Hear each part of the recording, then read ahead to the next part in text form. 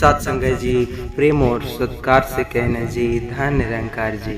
सत्संग जी, दास विनती कर रहा है, दास से त्रुटि हो जाए तो अपने घर के बालक समझकर क्षमा करिएगा। सत्संग जी, अक्सर बहुत ही नज़दीक जो कि शिवरात्रि बोले तो सोमवारी आ रहा है, लेकिन क्या जितने भी धतूरा चढ़ाने वाले लोग, क्या होगा उनके साथ?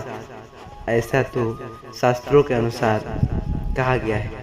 भारत एक ऐसा देश जो जहाँ धर्म और आस्था जीवन की धड़कन में रची बसी है।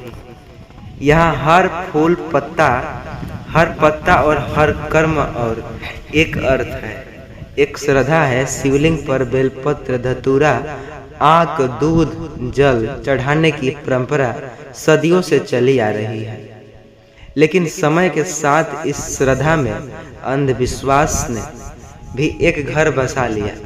लोग यही मान बैठे कि अगर शिवलिंग पर धतूरा चढ़ाया गया तो जो संकट होगा, अनिष्ट होगा, मृत्यु होगी या सर्वनाश होगा, जबकि शास्त्रों में लिखा गया है भोलेनाथ औषधि रूपी धतूरा स्वीकार करते हैं और संसार के विष को नष्ट करते हैं। तो फिर ऐसा डर क्यों, ऐसी मान्यता क्यों कि धतूरा चढ़ाने से अनिष्ट होता? यही प्रश्न हम ले चलेंगे आज आपको इस कथा की ओर, जिसे एक परिवार की सच्ची कहानी, जिसने अंधविश्वास की बेड़ियां तोड़ करके सच्चे ज्ञान को अपनाया है। सत्संग जी, यह वीडियो बहुत ही खास होने वाला है हर एक इंसान को जो महाशिवरात्रि, जो सावन के पर्व को मानता है। तो प्लीज़ इस वीडियो को पूरा ज़रूर देखिएगा, क्योंकि आधा अधूरा ज्ञान बहुत ही विनाशी होता है। सत्संग जी, चैनल पर नए होंगे सब्सक्राइब जरूर से करिएगा। आज की यह वीडियो उन सभी मित्रों को जो कि बहुत ही ज़्यादा ज़रूरी है सुनना, जो सावन की तैयारी में जोरों पर है। आइए आपका कीमती समय बर्बाद न करते हुए उस कथा की ओर बढ़ते हैं जिस कथा के बेसब्री से सबको इंतजार था। यह कथा राजस्थान के एक छोटे से कस्बे सावनगढ़ की है। सावनगढ़ अपने प्राचीन शिव मंदिर और भोलेनाथ की विशेष पूजा पद्धति के लिए प्रसिद्ध था। सावनगढ़ में रहते थे गिरधारी लाल और उनकी पत्नी मंजू देवी। दोनों ही अत्यंत श्रद्धालु थे। गिरधारी जी हर सोमवार को शिव मंदिर में जाकर पूजा करते और अपने बेटे के राकेश को भी साथ ले जाते। गिरधारी को एक पुरानी आदत थी, मंदिर जाते समय रास्ते में लगे धतूरे के पेड़ से पुष्प तोड़कर शिवलिंग पर चढ़ाते थे। भांग धतूरा, उनका मानना था कि धतूरा शिव का प्रिय है। अक्सर लोग आपने देखा होगा गांव में धतूरा भी लोग चढ़ाते हैं, पर क्या सच में ऐसा नाश का कारण होता है? उनके पापों का नाश होता है? लेकिन मंजू देवी को यह पसंद नहीं था। हर बार बार बार कहती, धतूरा मत चढ़ाया करो, एक यह अनर्थ का कारण बन सकता है। मैं सुनाती आई हूँ कि इससे घर में अकाल पड़ता है, मृत्यु होती है। गिरधारी जी हंसते और कहते, अरे भाग्यवान, ये भोलेनाथ का प्रसाद है, ये विनाश को कैसे कर सकता है? मंजू देवी डर बेजा जो कि नहीं सकती। उन्होंने अपने बचपन में सुना था कि उनके गांव में एक स्त्री ने शिवलिंग पर धतूरा चढ़ाया और उसकी रात उसका बेटा बीमार पड़ा। तब से वह धतूरे चढ़ाने से डरने लगती। उसका डर राकेश पर भी हावी होने लगा। राकेश भी पिता को धतूरा चढ़ाने से रोकता। पिताजी, धतूरा न चढ़ाए तो अच्छा है। एक साल सावन में जब गिरधारी जी ने धतूरा चढ़ाया, उसी रात तेज आंधी आई और उनके घर की दीवारें जो गिर गई। किसी की चोट तो नहीं लगी, पर मंजू देवी ने मान लिया कि यह धतूरे का असर तो होगा ही। गांव वालों ने भी चर्चा शुरू हो गई, देखो धतूरा तो चढ़ा रहा है, अनर्थ तो हुआ न। महीनों बाद गांव में सत्संग हो रहा था, जहां सतगुरु निरंकारी हरदेव सिंह जी उपस्थित थे। सत्संग सुना रहे थे। बाबा वे शिव भक्ति और अंधविश्वास पर प्रवचन दे रहे थे। प्यारे भक्तों, शिव तो अनंत है, निराकार है। वह न फूलों से रुष्ट होते हैं, न पुष्पों से प्रसन्न। श्रद्धा ही सबसे बड़ा पुष्प है। धतूरा, बेलपत्र, आक, ये सब प्रकृति की देन है। शिव इन्हें इसलिए स्वीकार करते हैं क्योंकि यह विषहर होते हैं। याद रखो, अनिष्ट हमारे कर्मों से होता है, अंधविश्वासों से नहीं। सत्य से दूर जाकर जब हम डर में जीतते हैं तो तभी विनाश होता है। बाबा जी के जो इस कथन सत्संग से गांव के लोग जागरूक हुए। गिरधारी जी ने, मंजू देवी ने बाबा से प्रसन्न किया। बाबा जी, तो क्या धतूरा चढ़ाना पाप नहीं है? बाबा हंसे और बोले, पाप श्रद्धा में नहीं होता, पाप छल कपट, हिंसा और मोह माया में होता है। बाबा जी ने गांव वालों को बताया कि उनके घर की दीवारें बारिश से कमजोर हो चुकी थी, इसलिए गिरी, न कि धतूरा चढ़ाने से। धतूरा उनका कारण नहीं है। बेवजह अनगिनत आप फैसला ले लेते हैं। गिरधारी जी, मंजू देवी ने मिलकर गांव के एक नया शिव मंदिर बनवाया जहां सोमवारी पर भीड़ लगती। सच्चे जो सत्संग करते वहाँ, सच्चे ज्ञान का सत्संग होने लगा वहाँ।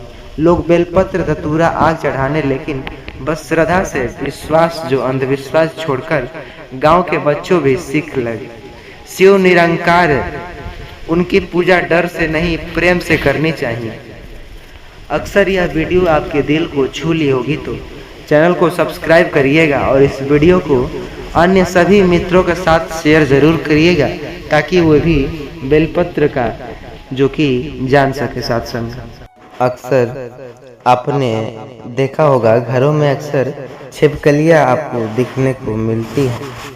कहते हैं यह भाग्य का किस्मत जो बदलने की जीव है। कई लोग कहते हैं कि ये जिसके घर में पाई जाती हैं, मानिए तो ये उस घर को जो सभी दुखों से मुक्त करती है। भारतीय संस्कृति में हर जीव जंतु के साथ कोई न कोई मान्यता, कहानी जुड़ी हुई होती है। कभी कौवा दिख जाए तो कहते हैं अतिथि आएगा। बिल्ली रास्ता काट दे तो यात्रा टाल देते हैं। और यदि घर में छिपकली दिख जाए तो अनिष्ट का भय होता है।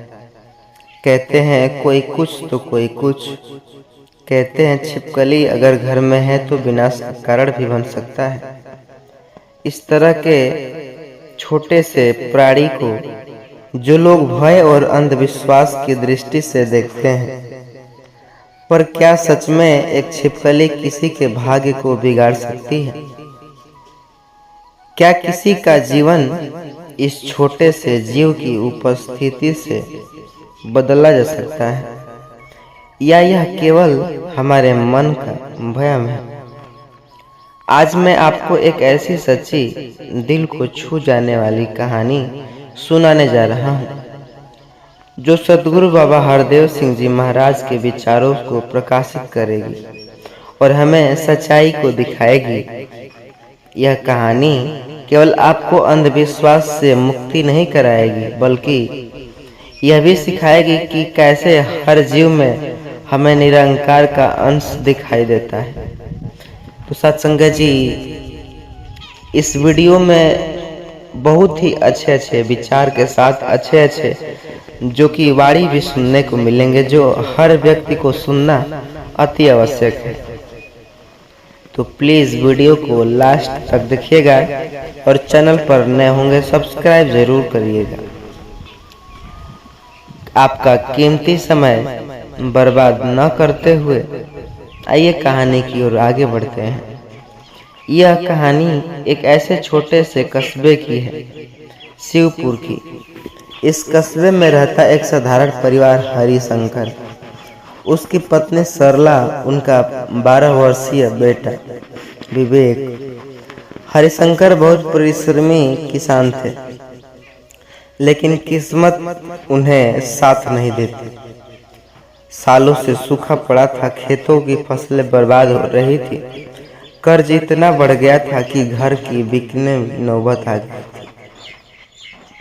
सरला धार्मिक प्रवृत्ति की थी, लेकिन कई प्रकार के अंधविश्वास में जो विश्वास करती थी, वह अक्सर तांत्रिकों और पंडितों के चक्कर में, कोई उपाय के चक्कर में लगी रहती कि ये उपाय करने से ऐसा होगा तो ऐसा।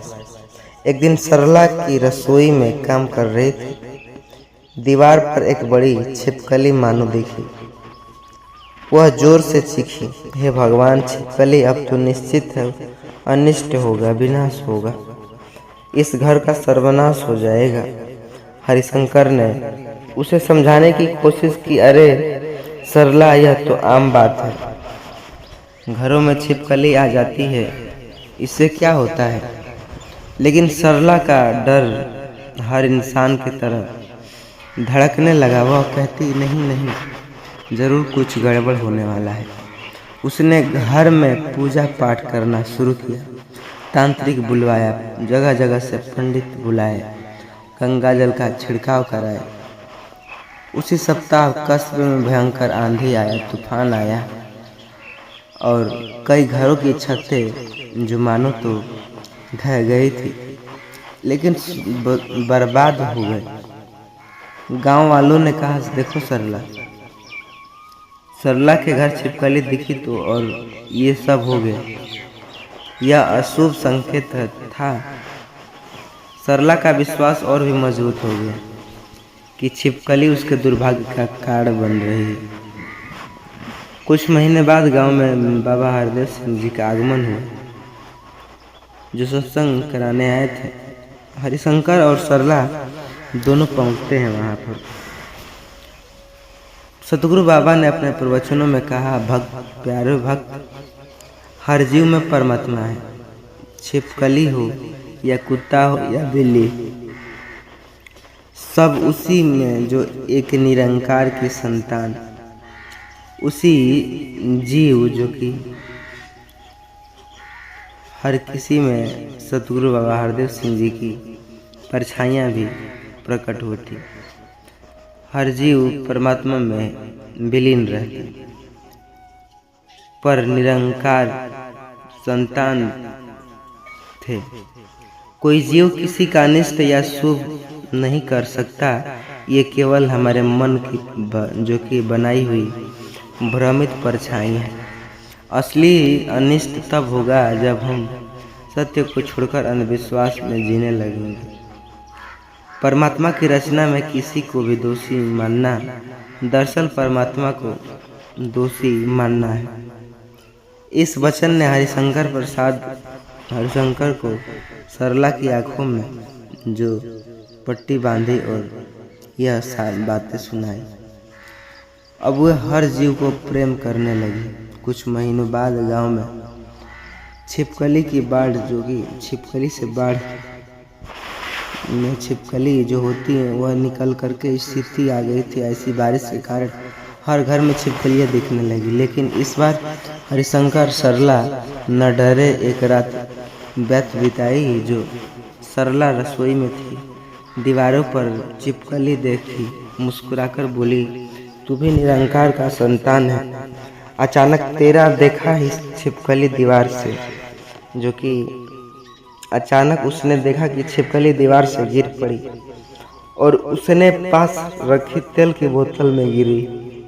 सरला ने तेल साफ करते हुए पाया कि नीचे की दीवार में एक बड़ा सुराग, जिसके भीतर चूहे ने अनाज नष्ट कर रखा है।